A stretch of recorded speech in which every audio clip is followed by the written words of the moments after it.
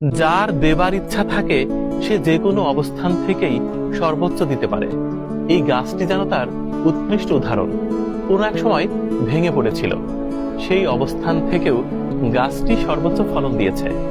সূরা তলাকের আয়াত সংখ্যা 2-3 আল্লাহ বলছেন, আমি তোমাকে এমন অনিশ্চয়তা থেকে এত বেশি পরিমাণ রিজিক দিব যেটা তুমি কখনো কল্পনাও করতে পারোনি। সূরা জুমুয়ার আয়াত সংখ্যা 10 আল্লাহ বলছে, যেমন আল্লাহকে ভয় করো, আল্লাহকে স্মরণ করো এবং রিজিকের তালাশ করো। সূরা আজ-জারিয়াতের আয়াত সংখ্যা 22 মহান আল্লাহ বলছে যে আসমানে রিজিকের নির্ধারণ করা হয়েছে এবং সেখানে রিজিকের প্রতিশ্রুতিও দেয়া হয়েছে।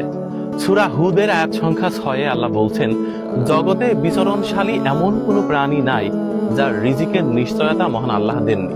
দেখছেন, আল্লাহ চাইলে সব পারেন। দেখেন, একটি গাছ ভেঙে পড়েছিল ঝড়ে, সেখান থেকে দ্বিখণ্ডিত হয়েছিল, তারপর সেই গাছটিও আবার বেঁচে গেছে এবং সেখানে কি পরিমাণ ফল ধরেছে। প্রায় 26টি পেঁপে আছে এই গাছে, অনেক বড় বড় পেঁপে। মহান আল্লাহ চাইলে সবই পারে। আসলে আমাদের মানুষের জীবনও এমন, যদি কেউ আপনার জন্য কিছু করতে চায় তাহলে সে তার অবস্থান থেকে ঠিকই করতে পারে।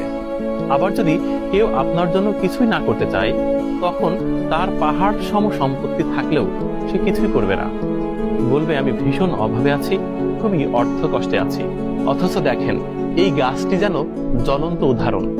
ভেঙে পড়েও আবারও ঘুরে দাঁড়িয়েছে, ফল ধরেছে। এ যেন ছোট গল্পের মতো, শেষ হয়েও হইল না শেষ।